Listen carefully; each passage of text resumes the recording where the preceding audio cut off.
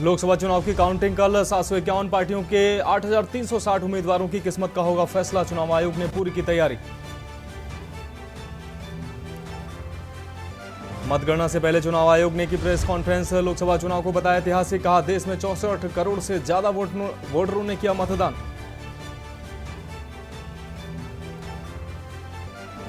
Counting से पहले PM Modi से मिले नीतीश कुमार। पीएम आवास में करीब 30 मिनट हुई मुलाकात। अमित शाह से फोन पर की बात। दिग्गज डीएमके नेता करुणानिधि को सोनिया गांधी समेत वरिष्ठ नेताओं ने दी श्रद्धांजलि। सोनिया ने कहा, करें इंतजार, इंडिया गठबंधन की बनेगी सरकार। एग्जिट पोल के एनडीए को बढ़त मिलने के बाद कार्यकर्ताओं में उत्साह, तो विपक्ष ने घेरा। राहुल ने कहा कि मोदी का है पोल, अखिलेश बोले कि पोल है प्रायोजित। और बुजुर्ग महिला के घर आगजनी मामले में एसपी विधायक इरफान सोलंकी दोषी करार। भाई रिजवान समेत 5 आरोपियों को 7 जून को सुनाई जाएगी सजा। एमपी एमएलए कोर्ट ने सुनाया फैसला। देख रहे हैं के न्यूज़, खबरों का सारथी। नमस्कार, देश की बात में आपका स्वागत है। मैं हूं मनोज मानस और अब खबरें विस्तार से। दिल्ली से बड़ी खबर सामने आ रही। सूत्रों के हवाले से बड़ी खबर इस वक्त की, सीएम पद से इस्तीफा दे सकते हैं नीतीश कुमार। इस वक्त की यह बड़ी खबर सूत्रों के हवाले से सामने आ रही है। मोदी कैबिनेट में शामिल हो सकते हैं नीतीश कुमार। मोदी कैबिनेट में नीतीश कुमार को बड़ी जिम्मेदारी मिल सकती है। बिहार को मिल सकता है बीजेपी का पहला मुख्यमंत्री। आपको बता दें कि नीतीश कुमार ने पीएम से मुलाकात की है और काफी गर्मजोशी के साथ यह मुलाकात हुई है। इस वक्त की यह बड़ी खबर सूत्रों के हवाले से, इस वक्त की यह बड़ी खबर आपको दिखा रहे हैं। तो दिल्ली से इस वक्त की यह बड़ी खबर सूत्रों के हवाले से अपने दर्शकों को दिखा रहे हैं। सीएम पद से इस्तीफा दे सकते हैं नीतीश कुमार। बिहार के मुख्यमंत्री हैं नीतीश कुमार और मौजूदा समय में बिहार में भाजपा और जेडीयू, आपको बता दें जेडीयू की सम्मिलित सरकार है। ऐसे में अब ये बड़ी खबर सामने निकल कर आ रही है, आपको बता दें।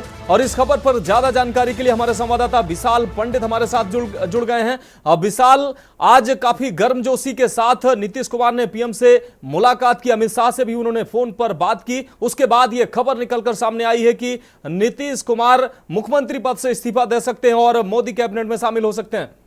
देखिए मनोज जी, बिल्कुल आपको बात बताऊं, जिस तरीके से ये अभी का घटनाक्रम नहीं है, पिछले जब से चुनाव का तीसरा फेज खत्म हुआ है तब से लगातार तेजस्वी यादव इस बयान को कह रहे थे कि 4 जून के बाद फिर कुछ हलचल होने वाली है बिहार में, उसके लिए आप लोग तैयार रहें। एक चीज आपको और गौर करनी होगी, तेजस्वी यादव ने इतनी रैली की, 245 के करीब उन्होंने रैलियां की हैं। उन पूरी रैलियों को अगर आप देखें उसमें कहीं भी नीतीश कुमार का जिक्र नहीं था। हमेशा चाचा, आदरणीय, हमारे प्रिय, ऐसे उन शब्दों संबोधित किया जिससे आप अपने किसी बहुत ही नोन और बहुत ही प्यार करने वालों को आप वो करते हैं। उन्होंने बिल्कुल एक तीखा वार मोदी, अमित शाह और तमाम नेताओं पे करते नजर आए, लेकिन नीतीश कुमार के लिए उनके ऊपर सॉफ्ट कॉर्नर था। अभी पिछले दिनों जब वो पटना पे एयरपोर्ट पे थे तो पत्रकारों ने उनसे पूछा भी कि नीतीश जी के लिए क्या कहिएगा। नीतीश जी ने ना आपके लिए कुछ कहा ना आपने उनके लिए कुछ कहा। क्या 4 जून के बाद फिर कुछ असमंजस की स्थिति बनने वाली है क्या? तो उन्होंने कहा, देखिए जो होगा पता चल ही ना जाएगा। तो उन्होंने अपनी भाषा में उसका जवाब दिया था। एक खबर यह भी थी कि नीतीश कुमार वहां जब दिल्ली पहुंचते हैं तो कल रात में कांग्रेस के नेता ने भी नीतीश कुमार से संपर्क किया था। नीतीश कुमार ने हालांकि किसी संपर्क नहीं किया। नीतीश कुमार संपर्क करने की कोशिश की गई थी, पर देर रात अमित शाह से बात होती है। आज सुबह भी जब दिल्ली जाते हैं, सुबह उठते हैं तो सुबह प्रधानमंत्री नरेंद्र मोदी से मिलते हैं। उस टाइम बात उस तरीके से हो नहीं पाती। फिर शाम को लगभग 6, सवा 6 के बीच मुलाकात होती है और तस्वीर जारी होती है। तो आप ये देखिए कि बिहार में फिर से कुछ बड़ी हैपनिंग होनी है। हो सकता है बिहार में आपको पहला बीजेपी का मुख्यमंत्री मिल जाए। हो सकता है नीतीश कुमार जिसके लिए फेमस हो फिर से हो जाए। हो सकता है आरजेडी ने कुछ अपने आकलन लगाए, क्योंकि ललन सिंह को लेकर तमाम अभी भी बयान आ रहे हैं। 4 जून के बाद कई राज्यों में, वो महाराष्ट्र भी है वो बिहार भी है, इन दोनों राज्यों में 25 में चुनाव है और देखना होगा कि चुनाव से पहले स्थिति क्या बनती है, क्योंकि दोनों ही जगह बीजेपी अपने मुख्यमंत्री बनाने के पूरे प्रयास में है। मनोज, निश्चित रूप से विशाल, इस अहम जानकारी को साझा करने के लिए आपका बहुत बहुत शुक्रिया। तो आपको बता दें कि सूत्रों के हवाले से ये खबर आपको दिखा रहे हैं। फिलहाल ये खबर सूत्रों के हवाले से, अब देखने वाली बात होगी कि आगे क्या सूरत हाल बनता है। फिलहाल खबर ये सामने निकल कर आई है कि नीतीश कुमार मुख्यमंत्री पद से इस्तीफा दे सकते हैं और बिहार में बीजेपी को अपना पहला मुख्यमंत्री मिल सकता है। और नीतीश कुमार की अगर बात करें तो नीतीश कुमार मोदी कैबिनेट में शामिल हो सकते हैं और उनको अहम जिम्मेदारी कैबिनेट में मिल सकती है। अब रुक करेंगे अगली अहम खबर की। लोकसभा चुनाव के 7 चरणों के मतदान के बाद 4 जून यानी कल मतगणना होगी। इससे पहले चुनाव आयोग ने सोमवार को प्रेस कॉन्फ्रेंस की। इस दौरान निर्वाचन आयोग ने लोकसभा चुनाव 2024 में भाग लेने वाले सभी मतदाताओं का खड़े होकर अभिनंदन किया। मीडिया को संबोधित करते हुए मुख्य चुनाव आयुक्त राजीव कुमार ने कहा कि हमने 642 मिलियन मतदाताओं का विश्व रिकॉर्ड बनाया है। ये सभी G7 देशों के मतदाताओं का 1.5 यानी कि 1.5 गुना और यूरोपीय संघ के 27 देशों के मतदाताओं का 2.5 गुना है। सीईसी राजीव कुमार ने कहा कि चुनाव कर्मियों के सावधानी पूर्वक और सतर्कता पूर्वक किए गए काम की वजह से हमने कम पुनर्मतदान सुनिश्चित किए। हमने 2019 में 540 के मुकाबले 2024 के लोकसभा चुनाव में 39 पुनर्मतदान देखे हैं। इसमें भी 39 में से 25 पुनर्मतदान तो सिर्फ 2 राज्यों में हुए हैं। Next. So, friends, I want to come now to the counting process, which is tomorrow. Upfront, before coming to this, I want to say a few things, and with full responsibility and with full firmness. Counting का और सारे election process का एक बहुत ही robust system है। हम नहीं समझते किसी दूसरी जगह में इतना रोबस्ट सिस्टम हो सकता है जहां एक एक पार्ट डिसाइडेड है। कल 6 बजे क्या होना है, 6:15 क्या होना है, 6:30 क्या होना है, एक पार्ट खुलेगा तब दूसरा जाएगा, किस जगह में कैंडिडेट होना है। काउंटिंग का भी ऐसे ही पूरा प्रोसेस कोडिफाइड है, पूरा प्रोसेस कोडिफाइड है। मैं पढ़ता हूं आपको कैसे कोडिफाइड है। उससे पहले 10.5 लाख बूथ, जस्ट एक पिक्चर देखिए थोड़ी सी। 10.5 लाख बूथ, उस पर एक हॉल में 14 टेबल, टेबल के पीछे में पोलिंग पर्सनल, टेबल के सामने में हर पार्टी हर कैंडिडेट के पोलिंग एजेंट्स। 8,000 से ऊपर कैंडिडेट्स हैं सिर्फ पार्लियामेंट्री। अगर बड़े वाले का भी लगा लें, 3 भी पोलिंग एजेंट्स होंगे तो बाहर पोलिंग एजेंट। 10.5 लाख बूथ पे 3 भी अगर पोलिंग एजेंट्स हम एक काउंटिंग सेंटर में मान लें, उसके हिसाब से हर टेबल पे तो करीब करीब 30 से 35 लाख लोग बाहर हैं। उसी हिसाब से 17C कम से कम 30 से 35-40 लाख उनके हाथ में है, जिसको वो मिलाएंगे। और वहां माइक्रो ऑब्जर्वर्स हैं, कौन नहीं है, कम से कम 70-80 लाख लोगों के बीच में ये काम हो रहा है। कहीं से कहीं तक कोई गलती इस प्रोसेस में हो ही नहीं सकती, सिस्टमिक गलती नहीं हो सकती।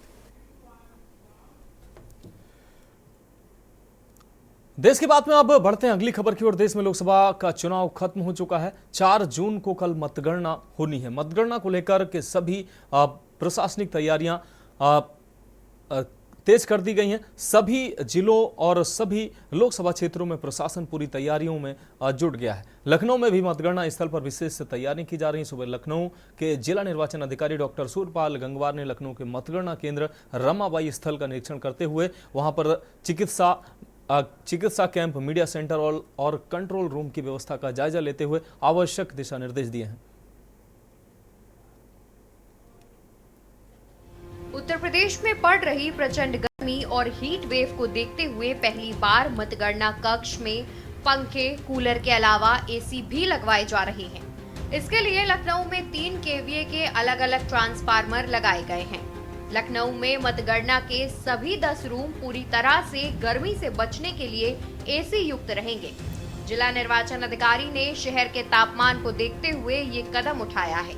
लखनऊ की बात करें तो दोपहर में यहाँ गर्मी के कारण लोग सिर्फ बहुत जरूरत होने पर ही बाहर निकल रहे हैं। ऐसे में कई घंटे तक मतगणना स्थल में ड्यूटी करने वाले लोगों के लिए ये समय एक चुनौती जैसा है और वहां किसी प्रकार की कोई समस्या ना हो, इसके लिए जिला निर्वाचन अधिकारी ने मतगणना हॉल में एसी लगाने के निर्देश दिए हैं।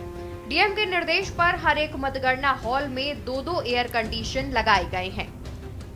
20 मई को हुए मतदान के बाद से ईवीएम में दोनों प्रत्याशी की किस्मत जो है कैद हो चुकी है। अब यानी कि कल जो है जब मतगणना स्थल पर यहाँ पर जब ईवीएम खुलेंगे तो उनकी किस्मत भी खुलती हुई नजर आएगी। लखनऊ की चाहे मोहनलालगंज सीट हो या लखनऊ सीट हो, इन दोनों सीटों पर इस समय हम मतगणना स्थल पर हैं, जहाँ पर ये तैयारियां लगभग पूरी हो चुकी हैं और कल जो है सुबह 8 बजे का इंतजार होगा जब इन प्रत्याशियों की किस्मत जो है खुलनी शुरू हो जाएगी। तो यहाँ पर हर जगह पे 9 विधानसभा हैं, तो 9 विधानसभा विधानसभा को लेकर के अलग अलग जो है कमरे बनाए गए हैं। इन कमरों में सीसीटीवी कैमरे लगाए गए हैं, साथ ही साथ में एसी लगाई गई है, क्योंकि भीषण गर्मी हो रही है। इस भीषण गर्मी से बचने के लिए इन सभी कर्मचारियों के लिए जो है गर्मी से बचाव के लिए ये एसी का इस बार प्रयोग किया गया है। इसके साथ ही साथ में यहाँ पर तरह तरह पानी की व्यवस्थाएं भी रखी गई हैं, किसी प्रकार से कि यहाँ पर जो काम करने वाले व्यक्ति हैं उनको अगर प्यास लगती है तो पानी पी सकते हैं। तो इसी तरीके से यहाँ पर अतिरिक्त फोर्स बल लगाया गया है। साथ ही साथ में तीनों डीसीपी की जो है यहाँ पर सुरक्षा व्यवस्था को लेकर के यहाँ पर ड्यूटी लगाई गई है। साथ ही साथ में नए कक्ष बनाए गए हैं जहाँ पर लोग जो है यहाँ पर विश्राम कर सकते हैं, रुक सकते हैं, थोड़ी देर इंतजार कर सकते हैं। और सबसे बड़ी बात यह है कि यहाँ पर इस बार जो है प्रशासन की ओर से जो है पुलिसकर्मियों के लिए बेहतर व्यवस्था की गई है, क्योंकि भीषण गर्मी पड़ रही है और इस गर्मी से बचाव के लिए कूलर आदि इत्यादि लगाए गए हैं, जिससे कि किसी भी पुलिसकर्मी की तबीयत भी ना खराब हो सके। तरह तरह की व्यवस्थाएं जो है प्रशासन ने इस बार जो है मुहैया कराया है। परिसर की सुरक्षा का जिम्मा सीआईएसएफ को दिया गया है और पूरे परिसर में सीसीटीवी लगाई गई है। सुरक्षा व्यवस्था को देखते हुए सीसीटीवी से पूरे मतगणना स्थल की मॉनिटरिंग की जाएगी। इससे राजनीतिक दल के प्रत्याशी भी स्ट्रांग रूम और परिसर की निगरानी कर सकते हैं। तो एक तरह से विपक्षी पार्टी पूरी मॉनिटरिंग कर रही है, अपने पूरे कार्यकर्ताओं के साथ में यहाँ पर बैठी है। इसके साथ साथ महत्वपूर्ण एक चीज़ है कि यहाँ पर सीसीटीवी लगाए गए हैं। इन सीसीटीवी की मॉनिटरिंग यहाँ पर एक जो है वो फ्लैश दिया गया है। यहाँ पर ये जो समाजवादी पार्टी के जो कार्यकर्ता हैं वो यहाँ पर इसकी मॉनिटरिंग कर सकें। 9 विधानसभा हैं, 9 विधानसभा की पूरे सीसीटीवी जो है यहाँ पर दिखाए जा रहे हैं, प्रदर्शित किया जा रहा है। बहुत से लोग यहाँ पर बैठे हुए हैं और निगरानी कर रहे हैं। इनसे भी बातचीत कर लेते हैं। क्या लग रहा है इस बार जो है ईवीएम में आप लोग लगातार निगरानी कर रहे हैं, कब से कर रहे हैं आप लोग? हम लोग 20 तारीख से ही लगातार, जैसे ही मशीनें आ गई थी हम लोग लगातार शिफ्ट वार हम लोग बैठ रहे हैं। जिले के लोग बैठ रहे हैं, नगर के लोग बैठ रहे हैं। गाड़ियों की आप लोग अभी देख रहा था, मैं चढ़ के आप लोग गाड़ी देख रहे थे, चेक कर रहे थे, क्या ऐसा कुछ पाए आप लोग अभी तक? नहीं, ऐसा तो अभी तक कुछ नहीं पाया, क्योंकि अगली बार इन लोगों ने बड़ी सख्ती की थी।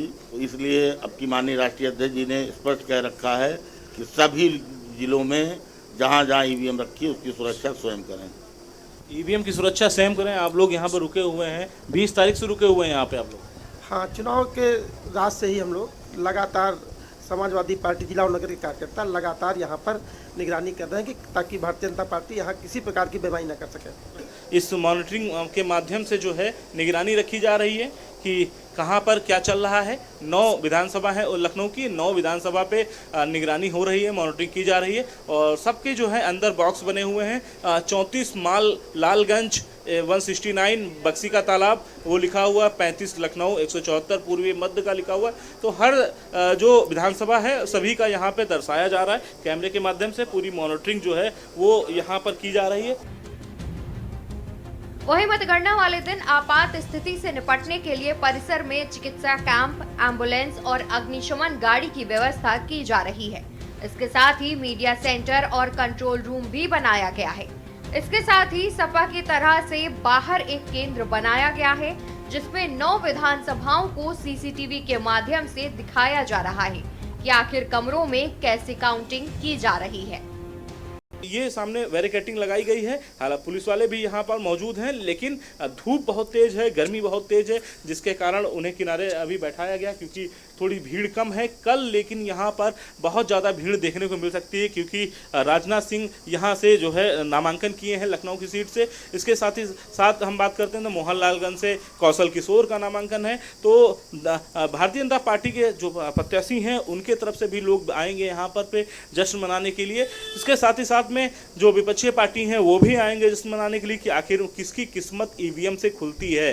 तो इन सारी चीज़ों को लेकर के अब जो है प्रशासन ने सख्त कदम उठाना शुरू कर दिया है और प्रशासन ने इस बार जो है कोई कमी या कोई कसर नहीं छोड़ना चाहता। इसको लेकर के बेहतर व्यवस्था बनाने को लेकर के यहाँ पर इंतजाम किए जा रहे हैं।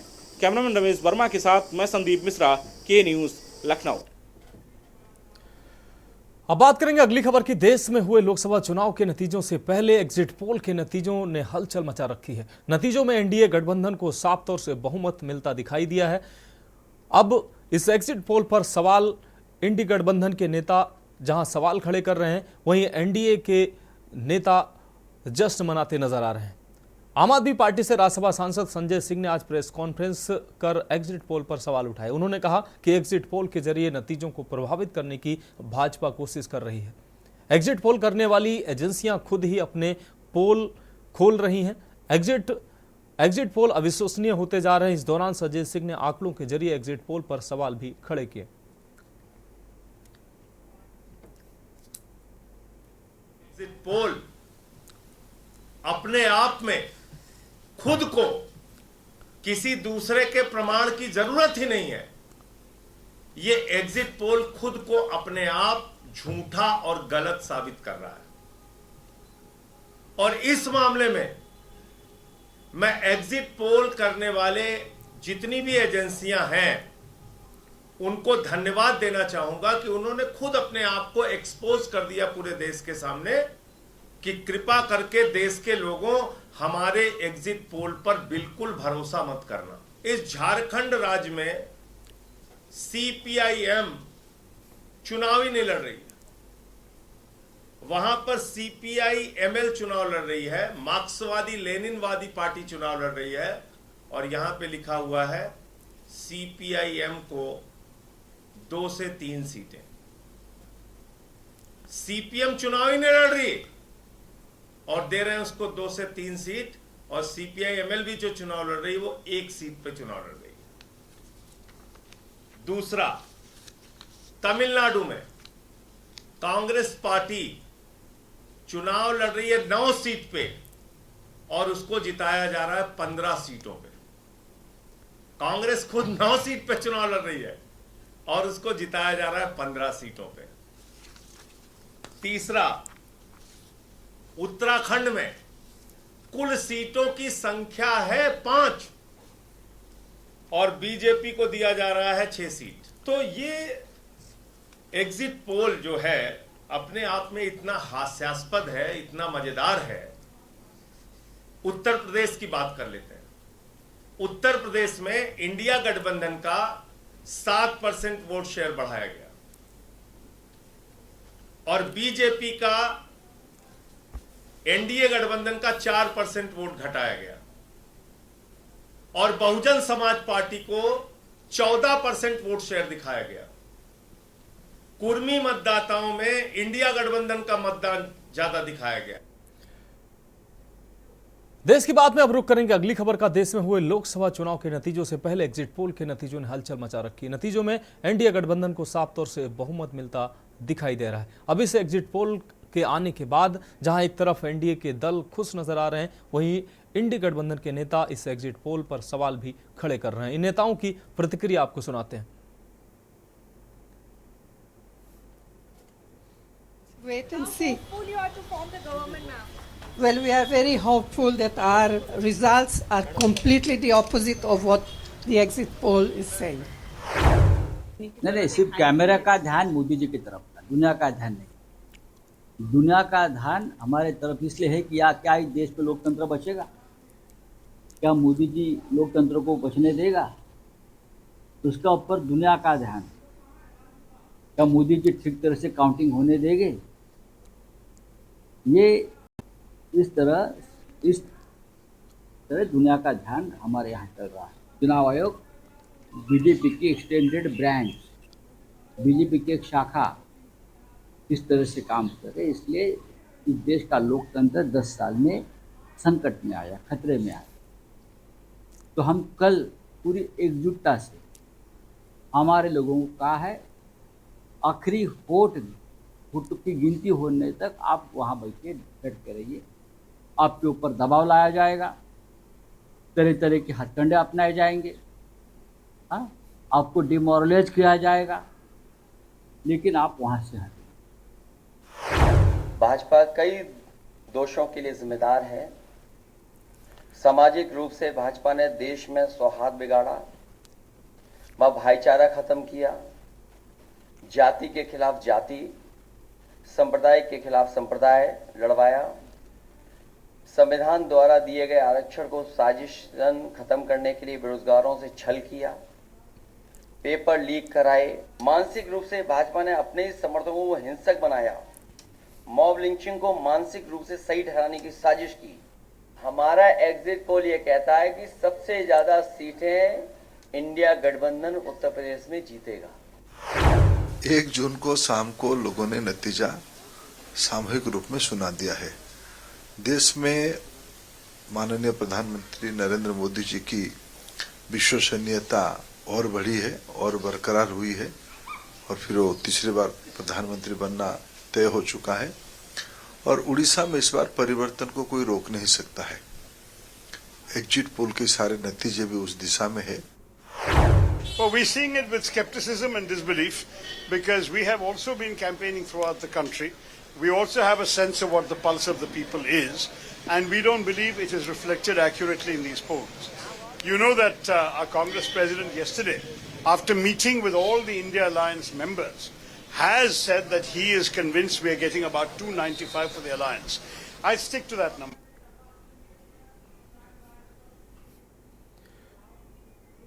अब रुक करेंगे अगली खबर का। भयंकर गर्मी के बीच पानी की कमी दिल्ली वालों के लिए आफत का सबब बनी हुई है। पूर्वी दिल्ली की गीता कॉलोनी इलाके की सफेदा झुग्गियों में रहने वाले लोगों का कहना है कि जिन टैंकरों से पानी पहुंचता है वह भी पूरे भरे नहीं आते हैं। ये रिपोर्ट देखिए।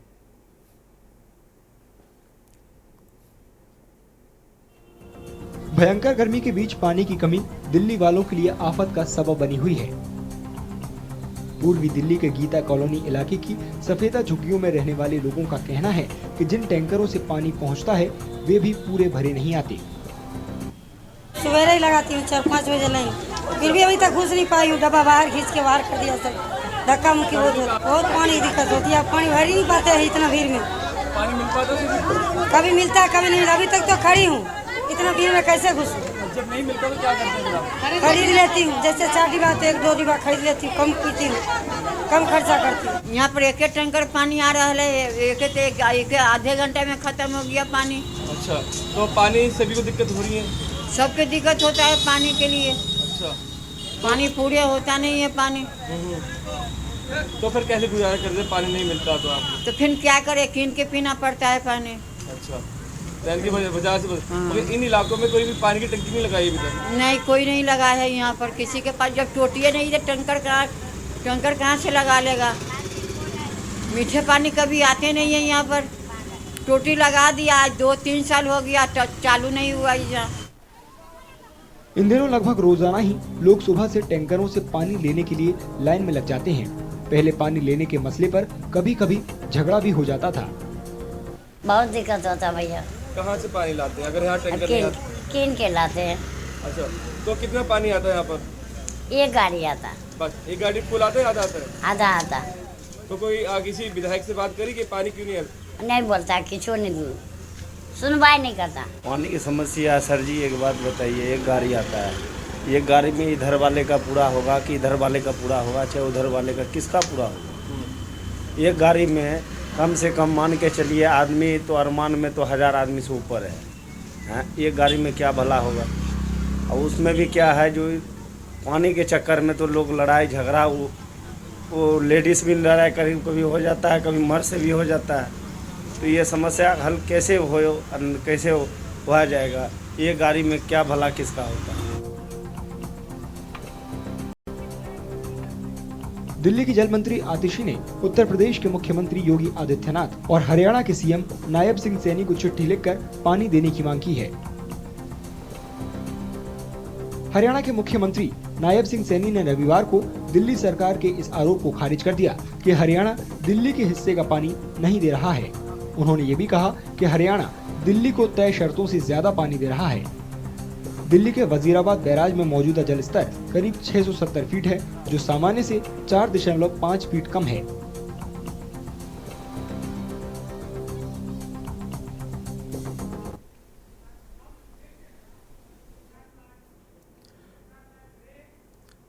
तो देश के बाद में वक्त एक ब्रेक का है। ब्रेक के बाद जल्द हाजिर होंगे कुछ अहम खबरों के साथ।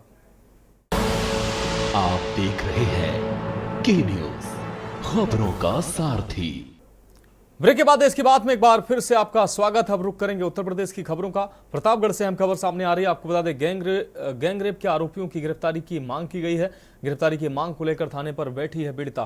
पुलिस पर मोबाइल छीनने का भी आरोप लगा है। इस दौरान हंगामा भी काटा गया है। ग्राम प्रधान और उसके साथियों पर गैंगरेप का आरोप लगा है। पुलिस पर छेड़खानी में रिपोर्ट दर्ज करने का आरोप लगा है। कोर्ट में पीड़िता ने सामूहिक दुष्कर्म का बयान दिया। साक्ष्य के आधार पर होगी कार्रवाई। एसपी पश्चिम के द्वारा ये बात कही गई। महेशगंज थाना पुलिस पर पीड़िता ने लगाए आरोप। तो प्रतापगढ़ से अहम खबर आपको दिखा रहे। ग्राम प्रधान और उसके साथियों पर गैंगरेप का आरोप लगा। इस वक्त की अहम खबर, पुलिस पर छेड़खानी में रिपोर्ट दर्ज करने का आरोप लगा है। तो हल्की धाराओं में पुलिस ने रिपोर्ट दर्ज की है, यह आरोप लगा है। कोर्ट में पीड़िता ने सामूहिक दुष्कर्म का बयान दिया है। साक्ष्य के आधार पर होगी कार्रवाई। एएसपी के द्वारा ये बात कही गई। महेशगंज थाना पुलिस पर पीड़ित ने गंभीर आरोप लगाए हैं। प्रतापगढ़ से अहम खबर, गैंगरेप आरोपियों की गिरफ्तारी की मांग को लेकर धरने पर बैठी पीड़िता। पुलिस पर मोबाइल छीनने का भी आरोप लगा है। इस दौरान हंगामा भी काटा। ग्राम प्रधान और उसके साथियों पर गैंगरेप का आरोप लगाया है पीड़िता ने। पुलिस पर छेड़खानी में मामला दर्ज करने का आरोप लगा है। तो पुलिस ने हल्की धाराओं में मामला दर्ज किया है।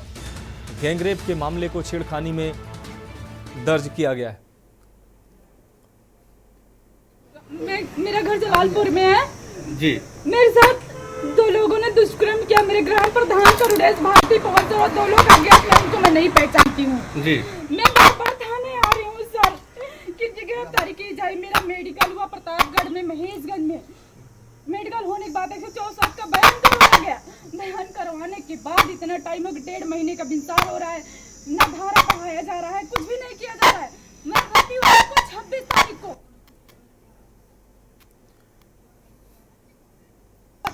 पैसे की देन लेन कर रहा था। जब मैं थाने अचानक से पहुंची तो उसको थाने किसके कमरे में? येसु साहब, येसु दरोगा तो की अभी तक तो आप बता रहे थे जो विवेचक हैं दरोगा जी, क्या नाम है? दरोगा साहब भी थे। विवेचक का क्या नाम है? जयकुशन यादव सर। अब बढ़ेंगे अगली खबर की ओर। देवरिया जिले में समाजवादी पार्टी के जिलाध्यक्ष व्यास यादव ने आपको बता दें, जिला मुख्यालय स्थित बास देवरिया पार्टी कार्यालय पर कल 4 जून को लोकसभा चुनाव की मतगणना को लेकर प्रेस कॉन्फ्रेंस की। इस दौरान पत्रकार वार्ता के दौरान सपा जिलाध्यक्ष व्यास यादव ने कल होने वाले लोकसभा चुनाव के बाद मतगणना के दौरान जिला प्रशासन को चेतावनी दी है कि मतगणना में किसी भी प्रकार की गड़बड़ी की गई तो सपा कुर्बानी देने को तैयार है। सपा जिलाध्यक्ष ने कहा कि मुझे आशंका है कि जिला प्रशासन बीजेपी के प्रत्याशी को जिताने के लिए पूरी ताकत झोंक देगी, जिसको सपा कहीं से भी बर्दाश्त नहीं करेगी।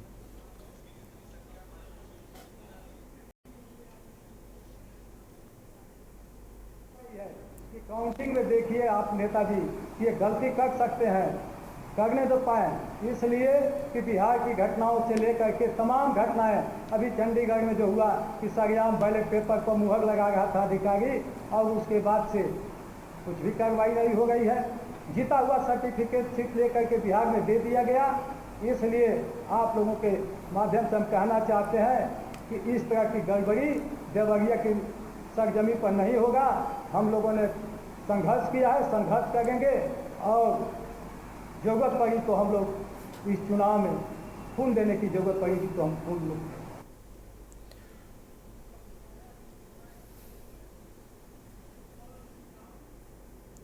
अब रुक करेंगे अगली खबर का। अयोध्या में फैजाबाद लोकसभा क्षेत्र की मतगणना की तैयारियां पूर्ण कर ली गई हैं। कल 4 जून को सुबह 8 बजे से मतगणना शुरू कर दी जाएगी। कल 4 जून को फैजाबाद लोकसभा क्षेत्र से 13 प्रत्याशियों के भाग्य का फैसला होगा। मुख्य रूप से भाजपा के लल्लू सिंह और इंडिया गठबंधन के सपा प्रत्याशी अवधेश प्रसाद आमने सामने हैं। सभी अपनी अपनी जीत के दावे कर रहे हैं। मतगणना से पूर्व आज जिला निर्वाचन अधिकारी नीतीश कुमार व आईजी रेंज प्रवीण कुमार ने मतगणना स्थल राजकीय इंटर कॉलेज का निरीक्षण किया। राजकीय इंटर कॉलेज में ही फैजाबाद लोकसभा क्षेत्र की मतगणना की जाएगी, जिसमें फैजाबाद लोकसभा क्षेत्र की मिल्कीपुर, अयोध्या, बीकापुर, रुदौली और अंबेडकर नगर लोकसभा की गोसाईगंज विधानसभा की मतगणना संपन्न कराई जाएगी। जिला निर्वाचन अधिकारी नीतीश कुमार ने बताया कि सभी तैयारियां पूरी कर ली गई हैं। निष्पक्ष मतगणना के लिए लगभग 400 मतदान कर्मी लगाए गए।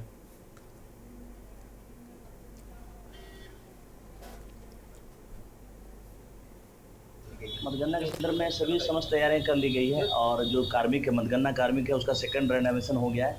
उनको विधानसभा वाइज अलॉटमेंट हो चुका है। कल उनको टेबल अलॉटमेंट कल ही किया जाएगा, कल सुबह ही, और इसके लिए उनकी एंट्री की व्यवस्था कहाँ से होगी वो भी निर्धारित कर दिया गया है।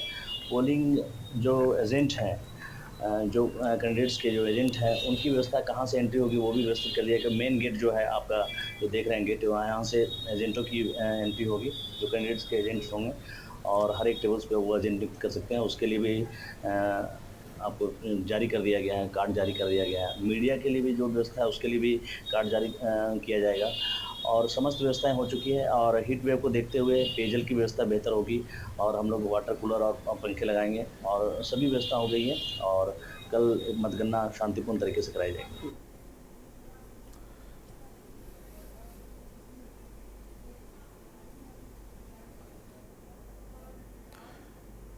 अब रुक करेंगे अगली खबर का। अगली खबर उत्तर प्रदेश के जनपद बहराइच से, जहां बहराइच में मासूम के साथ दुष्कर्म कर हत्या करने वाले आरोपी को फास्ट ट्रैक कोर्ट के द्वारा फांसी की सजा सुनाई गई है। जिले के पुलिस अधीक्षक बिंदा शुक्ला ने बताया कि 21 फरवरी 2024 को कैसरगंज थाना क्षेत्र के एक गांव में घर के बाहर खेल रही 6 वर्षीय मासूम बच्ची के साथ गांव के ही एक युवक के द्वारा जबरन दुष्कर्म कर हत्या कर दी गई थी।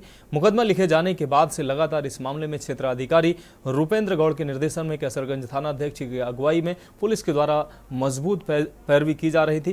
कोतवाल राजनाथ सिंह की इस प्रकरण में प्रभावी विवेचना से ही परिवार को न्याय मिल पाया। पुलिस ने 3 महीने में प्रभावी विवेचना पूर्ण कर न्यायालय में बेहतर पैरवी की। पुलिस के द्वारा की गई मजबूत पैरवी और घटना में मिले पर्याप्त सबूतों के आधार पर पॉक्सो एक्ट न्यायालय दीपकांत मणि ने दुष्कर्म के आरोपी राजेश उर्फ लाला को फांसी की सजा और 1,10,000 रुपए का जुर्माना लगाया।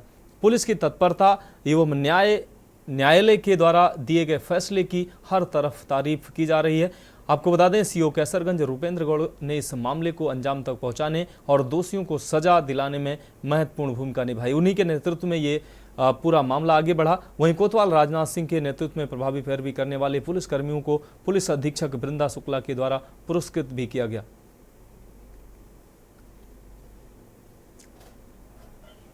जी, 21 फरवरी 2024 को कैसरगंज में एक 6 वर्षीय बालिका के साथ बलात्कार और हत्या की घटना हुई थी। उसकी मां ने आके थाने में सूचना दी थी कि जब वो बाजार गई हुई थी तो उसकी बेटी जो पीछे से गांव में खेल रही थी वो कहीं गायब हो गई और मिल नहीं रही है। सूचना का तत्काल संज्ञान लेते हुए पुलिस की टीम द्वारा गांव वालों के साथ मिलकर रात भर लड़की की खोज की गई थी और सुबह होते होते अभियुक्त की गिरफ्तारी की गई थी और उसी की निशानदेही से खेत से शव बरामद किया गया था। उसी समय हमारे द्वारा ये संकल्प लिया गया था कि इतनी घिनौनी घटना के तहत हम इसमें जल्द से जल्द प्रभावी पैरवी करके फास्ट ट्रैक ट्रायल के माध्यम से अभियुक्त को अधिक से अधिक सजा कराने का प्रयास करेंगे। तो पूरी टीम के प्रयासों से और हमारे अभियोजन संपर्क के सहयोग से इसमें चार्जशीट दाखिल होने के लगभग 2 माह के अंदर ही आज माननीय जज महोदय द्वारा मुख्य अभियुक्त को मृत्युदंड की सजा और 1,10,000 रुपए का जुर्माने से दंडित किया गया है।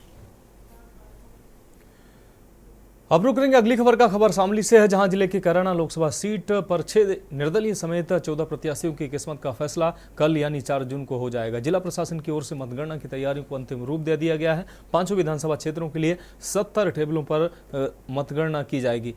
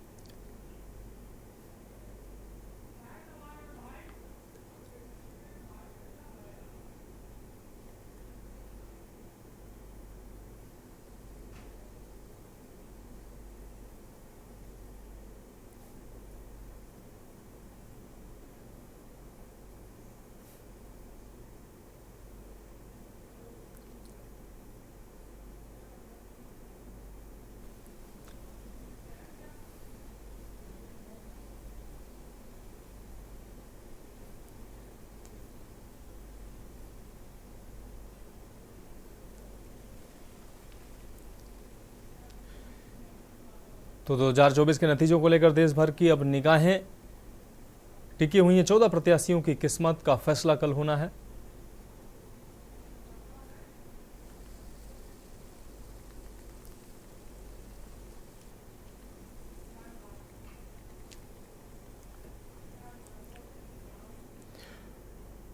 अब बढ़ेंगे अगली खबर की ओर। मुरादाबाद पहुंचे पूर्व कांग्रेस नेता आचार्य प्रमोद कृष्णम ने मीडिया से बातचीत करते हुए कहा कि देश मैच्योर राजनीति चाहता है। जो विपक्ष है, खासकर कांग्रेस पार्टी, उनमें ऐसे लोग हैं जो अनमेच्योर हैं, नॉन सीरियस लोग हैं। सबसे ज़्यादा नॉन सीरियस बातें राहुल गांधी करते हैं। राहुल गांधी जी की जो बातें हैं, उनके बयान, उनके फैसले हैं, वो नॉन सीरियस हैं, वो नॉन पॉलिटिकल लोगों से घिरे हुए हैं। राहुल गांधी की जो इमेज है वह जोकर की तरह हो चुकी है। लोग उनकी बातों पर हंसते हैं। नरेंद्र मोदी जी साधना कर रहे हैं। चुनाव प्रचार खत्म होने के बाद वो साधना में चले गए। उसके बाद आपने कहीं देखा उनका कोई भी बयान या साधना कर रहे हैं? वह साधना कर रहे हैं और यह एक सत्ता के लालच में जैसे भी कब्जा हो जाए मीटिंग कर रहे हैं। लोग हंस रहे हैं। ये जो एग्जिट पोल हैं, जो एजेंसी हैं, उन्होंने पक्षपात किया, उन्होंने उनकी मदद की है।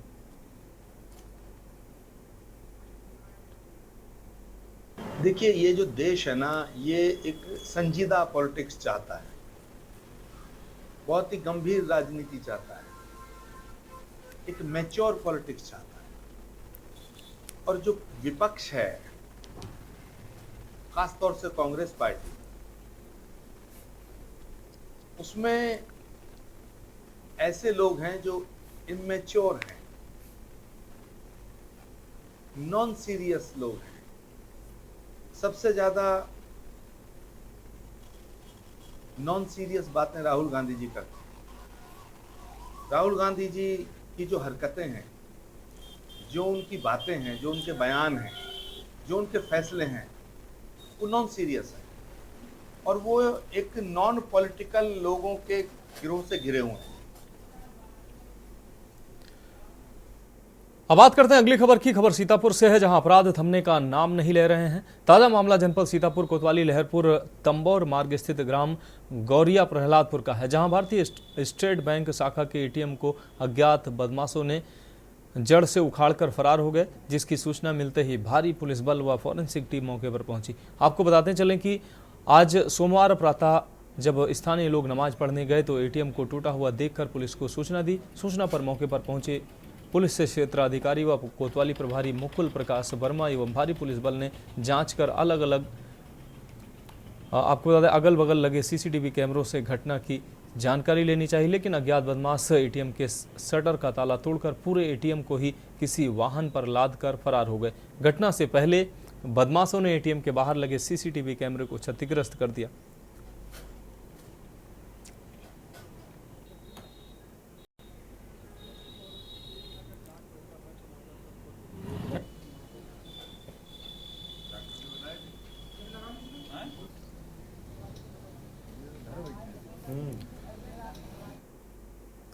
अब रुक करेंगे अगली खबर का। देश में लोकसभा का अंतिम चरण का मतदान संपन्न होने के बाद 4 जून को इसके अंतिम परिणाम सबके सामने आने वाले हैं, लेकिन इसी बीच चुनाव के एग्जिट पोल आपको बता दें आ गए हैं, जिसमें एनडीए को भारी बढ़त मिलती नजर आ रही है, जिसको लेकर भाजपा कार्यकर्ता और नेताओं में भारी उत्साह भी देखा जा रहा है। इसको लेकर देहरादून से हमारे संवाददाता शुभम कोटनाला ने हरिद्वार भाजपा प्रत्याशी व पूर्व मुख्यमंत्री त्रिवेंद्र सिंह रावत से खास बातचीत की।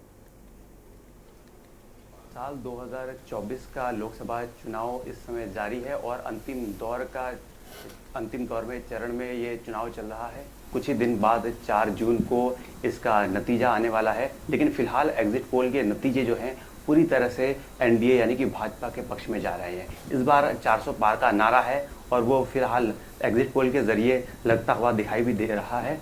तो हमारे साथ इस वक्त हैं हरिद्वार लोकसभा प्रत्याशी भाजपा के त्रिवेंद्र सिंह रावत और पूर्व मुख्यमंत्री भी ये रह चुके हैं भाजपा से।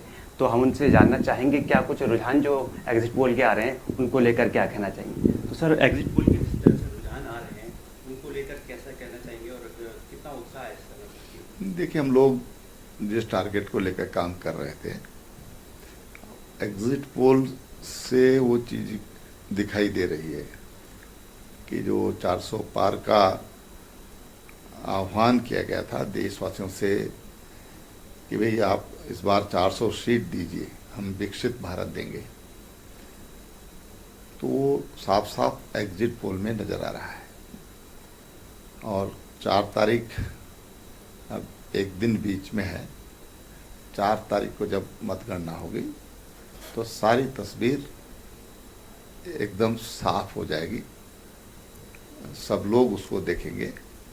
और जो लोग अभी भी दावा ठोक रहे हैं कि हम 295 लाएंगे, उनके सामने भी हकीकत आ जाएगी। सर, बात करें उत्तराखंड की, तो उत्तराखंड की 5 लोकसभा सीटों पर बीते 2 लोकसभा चुनाव में भाजपा को प्यार मिला है और 5 सीटें उसकी झोली पे गई है। तो इस बार प्रदेश में हैट्रिक का दावा भी कर रही है सरकार, तो क्या कहना चाहेंगे सर? नहीं, देखिए, उत्तराखंड में दावा नहीं कर रहे हैं, बल्कि हैट्रिक बन गई है कहना चाहिए। अब लिफाफा खुलना है, रिजल्ट आ गया है और भारतीय जनता पार्टी उत्तराखंड में तीसरी बार 5 लोकसभा सीट तो लाएगी ही, साथ भी जो परसेंटेज है वो परसेंटेज भी बढ़ने वाला है। थोड़ा प्रतीक्षा कीजिए, सब सामने। जी सर, बात करें तो मुख्य विपक्षी दल कांग्रेस का कहना है, पूर्व मुख्यमंत्री हरीश रावत जी का कहना है इस बारे में कि जो एग्जिट पोल के नतीजे आ रहे हैं वो सत्य से परे हैं, तो इसको किस दिशा से सर आप? नहीं, अपना नज़रिया है और दिल थाम के उनको प्रतीक्षा करना चाहिए। शायद क्योंकि उनके सुपुत्र भी चुनाव लड़ रहे हैं, तो शायद उनकी हिम्मत बनी रहे, वो खड़े रह सकें। वो वरिष्ठ नेता हैं, तो उनकी जिम्मेदारी है कि अपनी पार्टी का, अपने जो प्रत्याशी है उनका मनोबल तब तक तो कम से कम बनाए रखें। सर, 4 जून को जैसे अब आने वाला है और अंतिम परिणाम 4 जून को आने वाला है, तो प्रदेश में सर किस तरह से भाजपा की तैयारियां हैं, किस तरह से बेसब्री से इंतजार हो रहा है, क्या कुछ? देखिए, तो केंद्र का चुनाव है और राज्य में भाजपा की सरकार है।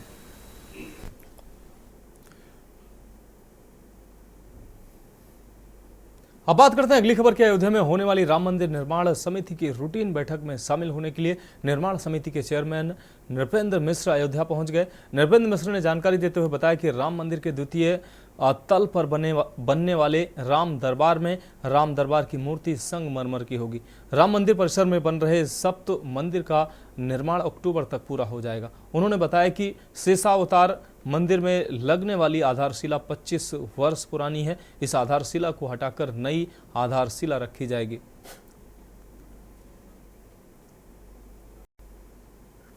राम दरबार की मूर्ति जो है वह संगमरमर की होगी। कुछ जो विषय महत्वपूर्ण है वो यह है कि जो सप्त मंदिर है उसे हम अक्टूबर तक पूरा करना चाहेंगे। दूसरा जो महत्वपूर्ण निर्णय था कल, आप सभी जानते होंगे कि वहाँ पे एक शेषावतार का मंदिर है। शेषावतार के मंदिर का जो उसकी आधारशिला थी उसका परीक्षण किया गया और वो बहुत पुरानी, करीब 25 वर्ष पुरानी आधारशिला थी। एक अन्य जो समीक्षा में महत्वपूर्ण विषय था वह था ऑडिटोरियम बनाने का। ऑडिटोरियम बनाने का अगले माह यानी जुलाई के प्रथम सप्ताह में अब फाउंडेशन का कार्य शुरू हो जाएगा। तो देश की बात में फिलहाल अभी के लिए मेरे साथ इतना ही। मुझे दीजिए इजाजत और आप देखते रहिए के न्यूज इंडिया। आप देख रहे हैं के न्यूज, खबरों का सार।